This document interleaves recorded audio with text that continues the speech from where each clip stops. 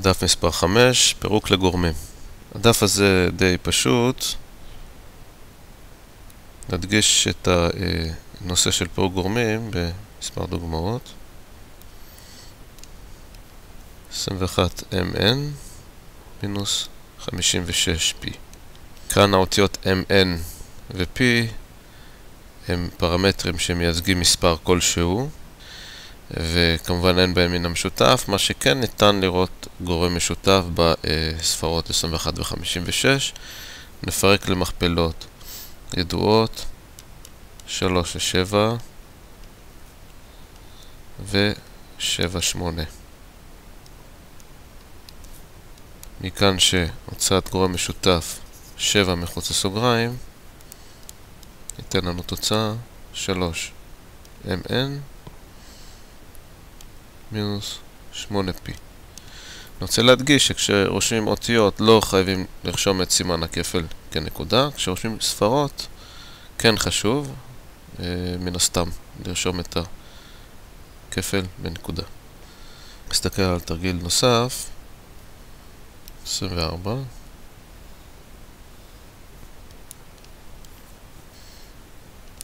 פתיחת סוגריים 6h m בריבוע מינוס 12h n בריבוע מינוס m בריבוע פלוס, שים לב, מינוס על מינוס 2n בריבוע. נתבונן כעת, הביטויים בולטים לעין. ראשית 6hm בריבוע עם m בריבוע, ניתן להוציא m בריבוע מחוץ לסוגריים ולקבל 6h פחות 1,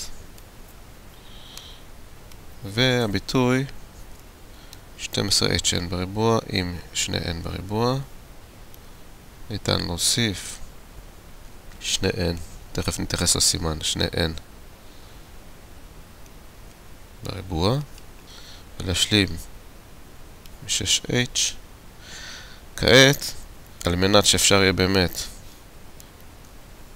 לקבל ביטוי זה, נרשום 6h פחות 1 ונוסיף את המינוס לפני 2n בריבוע על מנת שהביטוי יישאר זהה. 2n בריבוע כפול 6h נותן מינוס פלוס נותן מינוס 12h n בריבוע, מינוס 2n בריבוע כפול מינוס 1 נותן פלוס 2n בריבוע.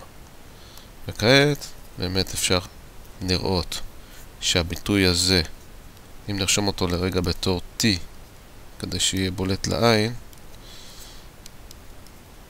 זה כמו לרשום m בריבוע t מינוס 2n בריבוע t. בצורה כזאת די ברור ש-t יכול לצאת מחוץ לסוגריים,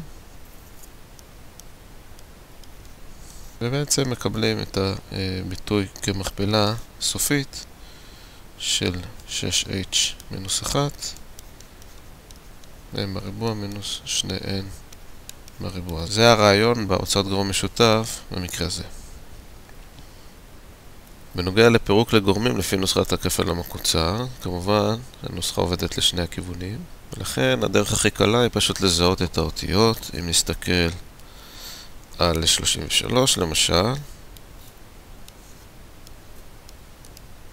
נוכל לראות ש-a בריבוע מינוס 2ab פלוס b בריבוע זה המבנה בביטוי הזה, ולכן די ברור שאם a בריבוע זה 25m בריבוע, a בעצם שורש ריבועי של 25m בריבוע, או אם תרצו חזקת חצי, מי שזוכר. אז יש לנו כאן שורש 25 ושורש של m בריבוע, וכמובן b בריבוע 36, b שווה פלוס מינוס שורש 36, כלומר פלוס מינוס 6. אנחנו כמובן לוקחים את b כמסימן חיובי בכל מקרה, לכן b הוא 6. גם פה, אגב, מבחינה רשמית צריך לכתוב פלוס מינוס, כי יכולים להיות שני פתרונות. אז אם כך, 33 ניתן לכתוב כ-a מינוס b בריבוע, שזה 5m מינוס 6. כמובן זה די טריוויאלי ודי בולט לעין, ולא צריך לעשות את כל זה, אבל רצוי לכתוב בצורה מסודרת בהתחלה כדי להתרגל לצורת הכתיבה המהירה. כמובן חייבים לבצע בדיקה על מנת לוודא שאכן יש פה פירוק תקין. ניתן לבצע או על ידי פתיחה רגילה או פשוט על ידי מכפלה של a, b ועם 2. כמובן 10m כפול 6 נותן לנו 60m במצב תקין. כאשר מופיע תרגיל מסוג הזה, תרגיל 103 למשל, כדאי ראשית להוציא גורם משותף החוצה לפני שניגשים לפתיחה. 12t בריבוע מינוס 60t פלוס 75. דבר ראשון, זה מה שבולט לעין. לאחר מכן, מספר בולט לעין בביטוי הזה, אותו גם ניתן להוציא מחוץ לסוגריים, הוא 3. וכעת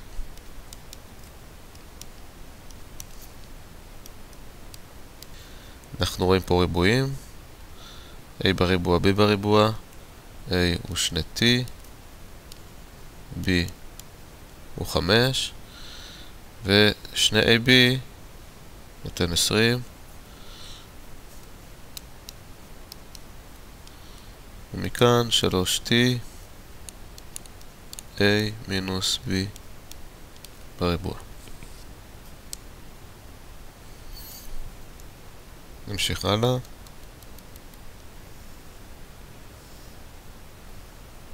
גם כאן הפעולות הן די פשוטות. נסתכל על תרגיל קצת יותר רחוק. תרגיל כזה למשל, כאן הריבועים לא בולטים לעין, לכן לאחר הוצאת גורם משותף ניתן להבחין בהם ביתר קלות. 10, a בריבוע מינוס b בריבוע, a פלוס b, a מינוס b.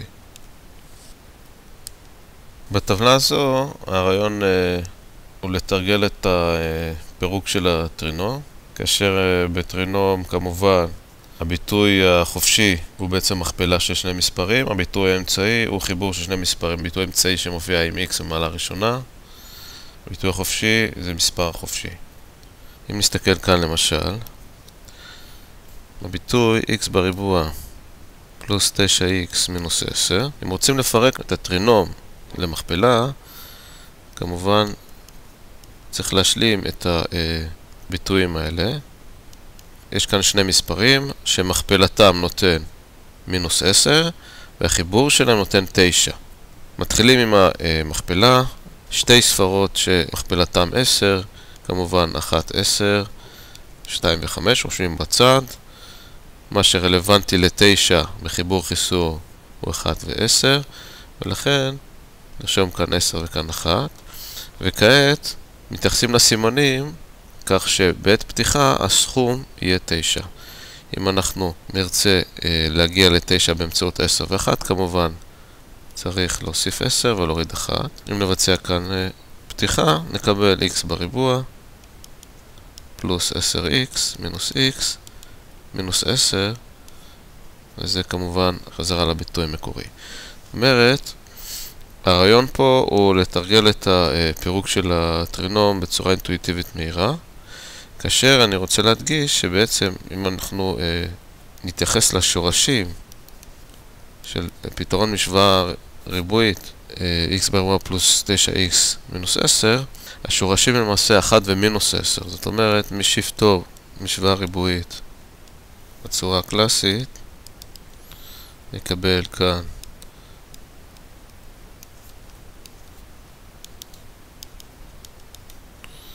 ,121 שורש, יש לנו כאן x1 2 חלקי 2 ו-x2 זה מינוס 10.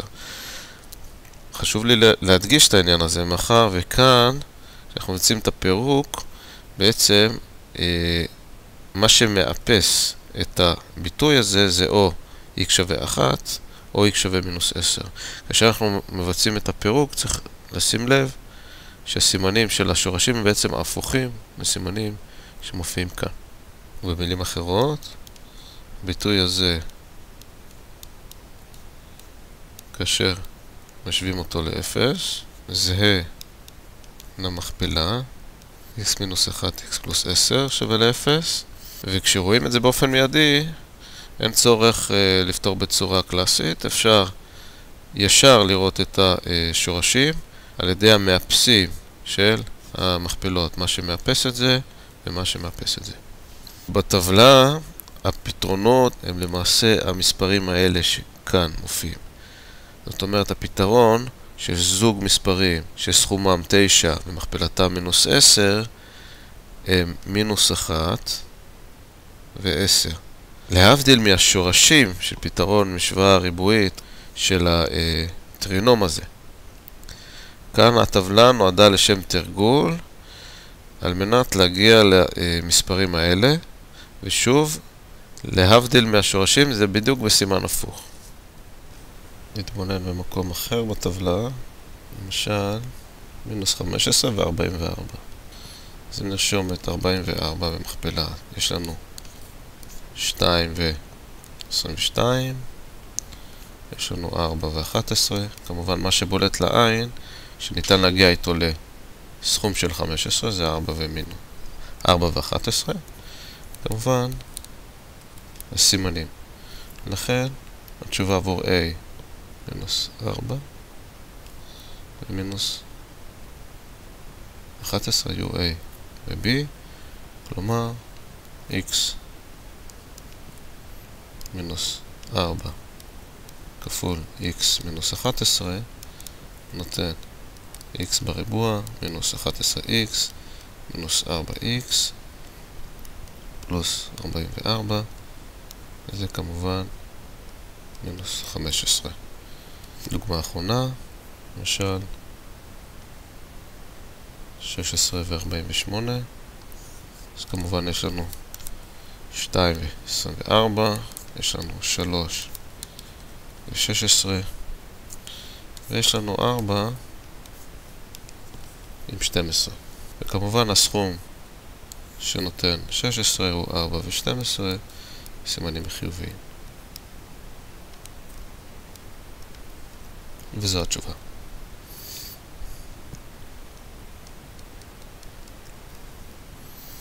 כאן כבר יש לנו טרינום על פי הטבלה, x בריבוע ועוד 8x ועוד 15, יש לנו כאן 3 ו-5, סימנים חיוביים, x פלוס 3, x פלוס 5. כאשר רוצים בדיקה, פשוט יש לפתוח.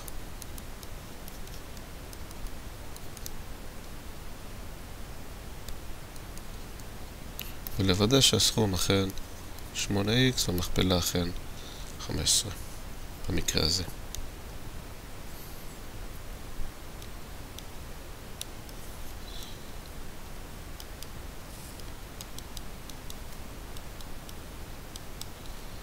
בביטוי הזה ניתן להבחין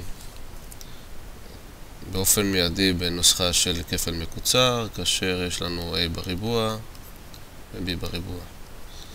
ובאמצע שני AB. ולכן ניתן באופן מיידי לרשום 2x מינוס 3 בריבוע כפתרון. מי שלא זוכר או לא שם לב לזה, יכול כמובן להשוות את זה לביטוי ax מינוס x1, x מינוס x2 וכו', כאשר a שווה 4, כמו שהדגמנו קודם לכן, והפתרון של משוואה ריבועית קלאסי, מינוס b פלוס מינוס b בריבוע, 4ac, חלקי 2a, וכמובן יש כאן שורש כפול,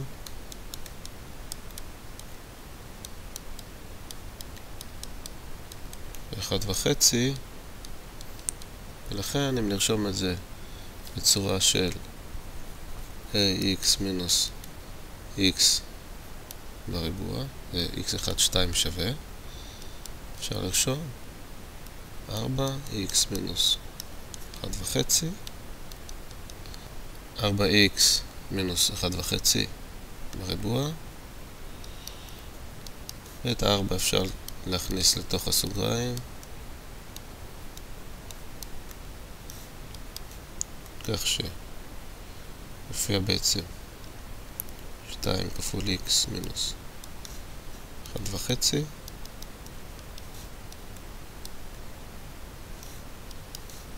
ויש לנו כאן 2x מינוס 3 בריבוע כפתרון. עד כאן בנוגע לדף מספר 5.